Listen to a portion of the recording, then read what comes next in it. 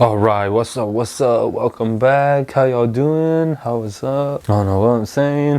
What's up, guys? So you guys can tell by the cover, thumbnail, etc. that we're going to be doing some of the stuff. We're going to start off right away with the valve covers on the car. This is for the 240SX, for you guys that don't know or new to the channel. As always, this is my Nissan 240SX Zenki that I've been building. It's going to be equipped with this Z32 transmission with the LOJ swap that we got provided by him, which is very nice. Thank you. Excited to see the product. But we took our valve covers off to go ahead and inspect everything. This is stock, nothing crazy, guys, just a normal 5.3, but very nice freshy. As you guys can see, our heads are pretty much brand new looking. I do got to apply some engine lube for it because it has been sitting for a while. But yeah, I installed the new water pump, new tensioner, new thermostat housing and thermostat. And in this video we're gonna also install our LOJ stuff. I'm waiting for my turbo drain tap to show up so I can go ahead and do that. But yeah, this is some of the other LOJ stuff. We got our clutch that we sell in-house and then everything else that we need. But yeah, in this video mainly we're gonna go ahead and do our valve cover install, and then we're gonna go ahead and tap our pan and then go ahead and install our oil pan as well. So some of the LOJ swap stuff. This is, I guess, the part 2 series, since the part 1 we did the transmission and all the stuff. So yeah, let's get to it. So you guys already know we have our stock valve covers. They were painted orange. I try to clean it up as much as I can. I'm not too concerned about it, but this guy was ended up being much cleaner. If you have an air compressor, you're gonna want to go through all these 3 holes right here that my thumb is pointing to with your air gun or air tool, and just blow out any old residue or anything that might be stuck in there. I went ahead and changed this PCV grommet as well, and at the same time I was at it, I went ahead and tapped the grommet by just forcing this -10 fitting in there for our catch can setup, since we won't have a PCV. And now we're gonna use a cap on it, obviously, to seal it off. But you guys get the point. Our other PCV will run from here. I tried looking at other options of what I could possibly do, but it doesn't seem like there's anything out there, so this will be fine. But yeah, for this, we already have good valve cover gaskets, so I didn't buy any. But we did need the little grommets for the studs because the stock studs were no bueno. So I went ahead and got this set of ARP hardware. This is the part number for it, and it's right here. I got the normal hex 8mm, but you could get the 12.8mm if you wanted. Comes with the washer seats as well, which is very nice. And then from good old O'Reilly's, I went ahead and got this, the Fel Pro. That's the full part number. New grommet seals which pop right into these areas. And yeah, so pretty much it's very simple. First, what we're going to do is just make sure these areas are clean, everything is ready to go. Then we're going to go ahead and take this and nicely pop it in there. It should give you that nice gratifying click noise. Let's do it again. So yeah, do the same thing for all these, then we can go ahead and get this ready to slap on. Alright, so first thing you want to do when you take your ARP hardware out of the package, you want to clean it, because look at that, that's all the old oil they used to pack these and stuff. You want to make sure it's clean. Then either you can use some anti-seize, or I'm going to use the engine assembly lube that I have. That will pretty much work the same, or you can use this, it doesn't matter. Now we have these on. If you haven't, you set your new gasket down, and then it's pretty self-explanatory. You pretty much just take this, slap it onto the top of the motor, and then go ahead and thread these in, hand tighten them, and then with this we'll tighten them again. Tried looking the torque specs up on these. It's like inch foot-pounds, which I don't have an inch foot power wrench, so we'll just tighten it by hand, and then after a few heat cycles when the car is running, we'll recheck them again. Very simple. Take these, washer, the countersunk part goes on the bolt head. Same thing with the next piece. We have these 2 already lined up, but the other 2 pretty much just put the threads in and thread them on. Go nicely, make sure you don't cross thread or do anything. Alright, so now all the bolts are in. So I don't want to go crazy tight. I'm using my hand. Just go when it's tight, one more turn. Make sure those washers are seated very nicely. Everything looks good. Now we can go ahead and repeat the same step to this side. Alrighty, so now that we got the engine flipped over, everything is looking good, we can begin on the oil pan. So this is the oil pan that came on this motor. So we went ahead and got the sheet under it. So we're gonna need to start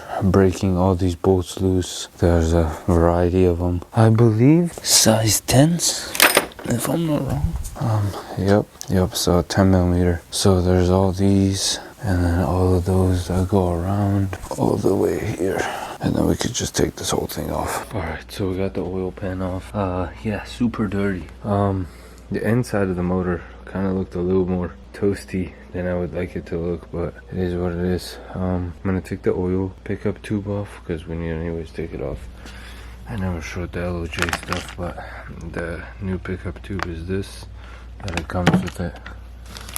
This comes with this extra brace, our plug, hardware, gasket, and then obviously the pan itself, which I'll show you guys when we're ready to throw on. But for now, we gotta take this stock pickup tube off, 10 mil, and then the windage tray I'm gonna take off. It's all 13s. All right, so we ended up taking the pickup tube off, took the girdle off, gave the girdle a good old nice cleaning, and cleaned as much as I could over here. It is a little bit dirty. It looks like they did oil changes a little late, but overall the piston walls and everything, cylinder walls, pistons, the rings, everything looks really good, so I'm very happy about that. No scoring on the camshaft, but pretty much now we're gonna throw the girdle back on, install the pickup tube, drill and do the turbo drain for the pan, and throw the LOJ pan on. So I went ahead and put some engine oil assembly lube on the girdle nuts, but it's very hard to do this the wrong way. It says rear, so we're gonna go ahead and line it up just like that. Everything is nicely seated. Make sure it looks good. Now we're gonna go ahead and do the bolts. I cleaned the bolts too, so they're nice and clean. Pretty much we're going to put all the bolts in, hand tighten first, then tighten with the wrench. And then I got to look up the torque spec. I believe it was 28 foot-pounds, but I have to be sure. Alright, so for the oil tube, when you want to install it, you want to leave this bolt loose. I tightened it, but I'm going to loosen it. And then before you begin putting the oil pan onto this surface, want it to be very smooth. The stain marks doesn't matter. I have this tool. This is a Lysol tool. As you guys know, I love Lysol, but it's a gasket scraper tool, and pretty much this edge is very nice and smooth for these areas to be cleaned up. Even like the areas that seems like it's scratched, it's not. Very smooth. But you're gonna want to clean all this old gasket material off. Be careful not to get any in your engine, or pretty much see all this random shit around here. Next, we can begin to put our oil pickup tube in. Alright, so with the LOJ kit, you get this oil pickup. So that 240 becomes front some. You get this milling, I want to say is how you pronounce it, milling, brace.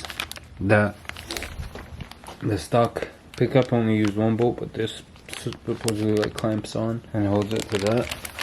And then you got your dipstick, gasket, hardware, and then your freeze plug for our old dipstick hole. But I'm gonna install this first. So in instructions, calls for cleaning this. As you guys can see, there's some oil and stuff in it. You want to make sure it's nice and clean, so when you install it, you have no debris. Yeah, we're gonna need to use some engine assembly lube too to lube this up, lube up the O-ring. You can use oil too, I guess, in order to install it. So yeah, let's do that.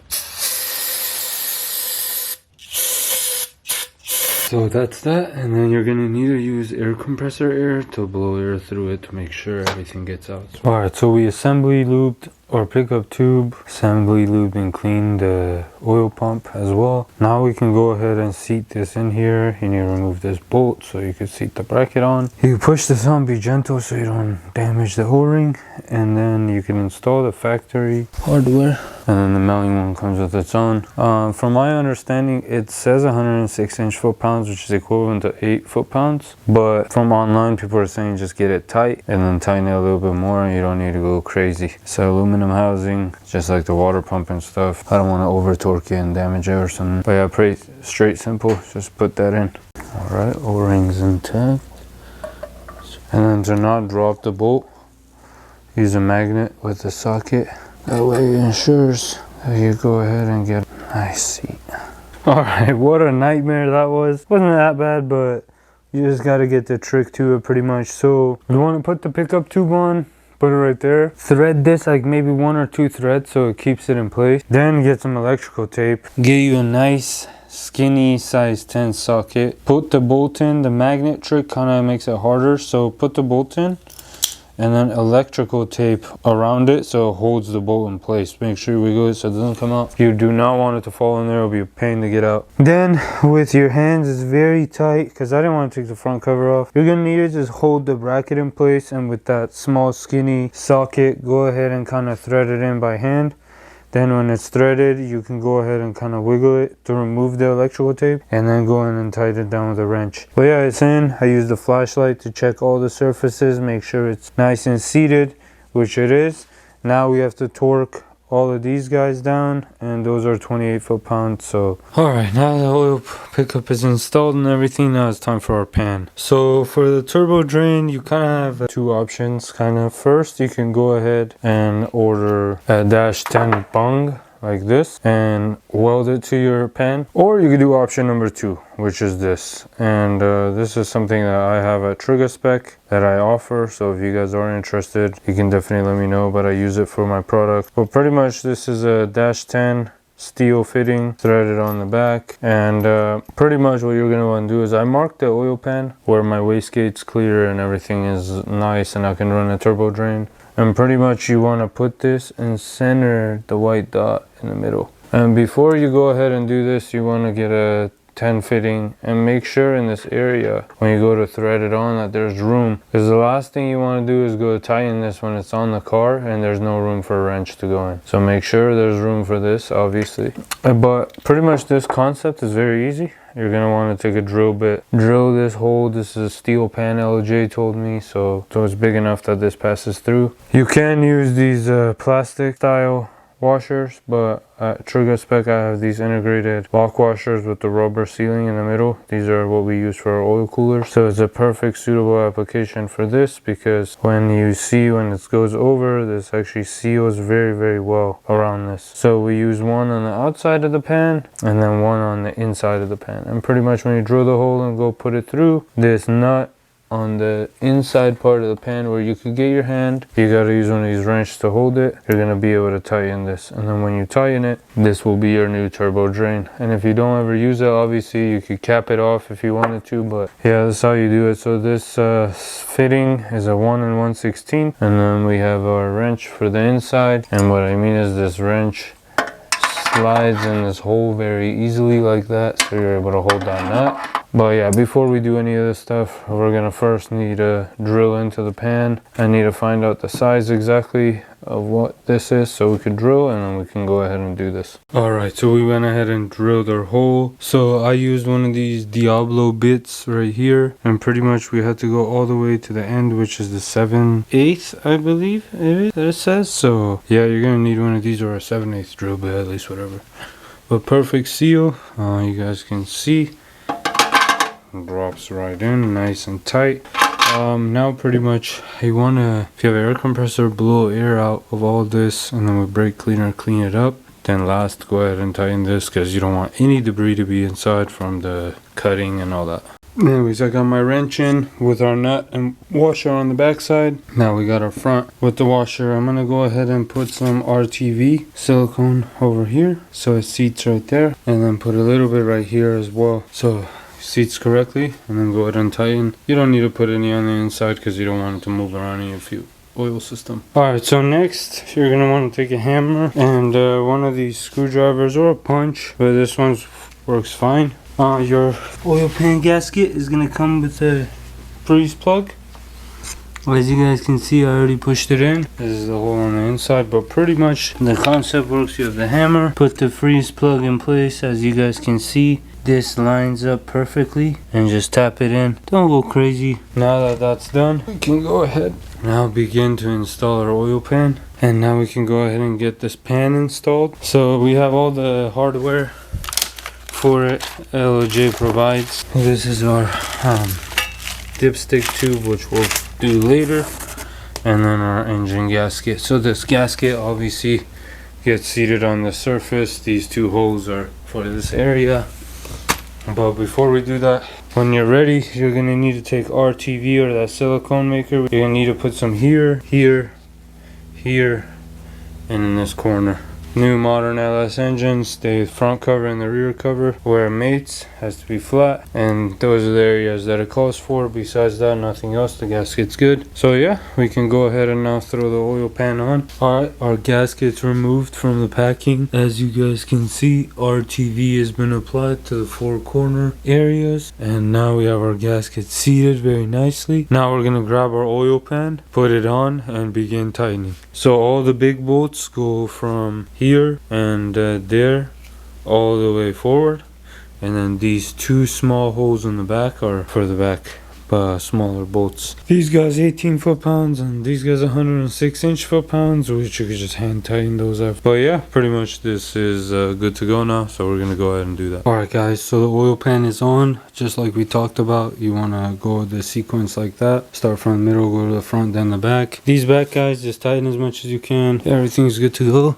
Turbo drain looking beautiful. All the bolts that people couldn't get to that were complaining about online, you just use one of these crow wrenches and go ahead and do that. And anytime you're torque wrenching upside down, put it backwards and it'll tighten it. But yeah, everything 18 foot-pounds. Now I'm just gonna mark it so we know the bolts didn't move and we're good to go. Alright, so now that we finished the oil pan, I'm just gonna do this in this video too. We're gonna be doing all our sensors. This is crank, this is oil sending, and then our NOx sensors as well. These are the part numbers for them. This is an OEAC Delco, oil pressure sensor, coolant temp sensor, crankshaft sensor, camshaft sensor. And these are all the torque specs. Alright, so now where are all these sensors? So on some LSs, on the driver's side, you'll have your sensor right there. Obviously on ours, for the coolant sensor, it's on the passenger side, on the back of the head. This is our coolant sensor, as you guys can see, old and crusty. This is our crankshaft sensor right here, it's the crankshaft tooth. Up here we have our camshaft sensor and our oil pressure sending sensor. So we're gonna get all these guys off. This one you do need a special socket. Lysol makes it. I'll show you guys what it looks like. So it's a normal 22-inch socket, but the difference is that the top, as you guys can see, is like skinnier or whatever, and the bottom is bigger. Or not 22 inch, this is bigger, but this goes over it because the people who sold painted this motor painted this too. But you guys can see this is metal, this is plastic, so this allows it to go sit over the plastic and grab the metal. Normal socket won't, but you're gonna go ahead and loosen this. And then these guys, I believe, are just size 10s on both. Okay, those are the four sensors, and our NOx sensors are these 22s right there. Alright guys, so we got all our old sensors off, and now we got all our new stuff. So I showed you guys the part numbers already for it, but we're gonna begin installing it. So first we're gonna install these NOx sensors, and then for the NOx sensor you're gonna want a 22mm, and pretty much you screw it into this hole. Make sure it's nice and clean. If it's not, tighten it with your hand or wrench, whatever, then 15 foot-pound torque.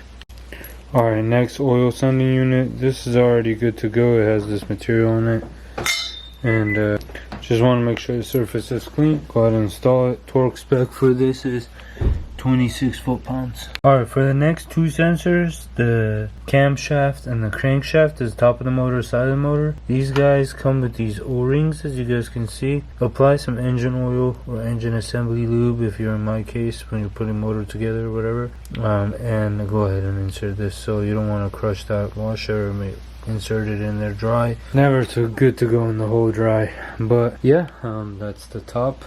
And the other one was on the side right here, and our torque specs for those. So both are 18 foot-pounds. Alright, and our last thing is our coolant sensor, which is 15 foot-pounds, and that goes right there, and that's a size 3/4, 15 foot-pounds. Good to go. So we're pretty much concluded with this video. We got everything we need, and the motor is good to go. We got our oil pan on, nice and flush. Later we're gonna have to do a oil filter relocation right there, because it comes with it. Things are looking good, very nice, very happy with it. So yeah, hopefully you guys enjoyed this video, the LOJ swap with the LS for the 240SX. Now part 3, we're gonna go ahead and get this flywheel and clutch and everything assembled to our motor, that way allowing us to go ahead and mate our transmission to it. Then when that's done, we can go ahead and install our engine mounts and get our car motor in, because the motor and trans need to be connected. Anyways, thank you, peace.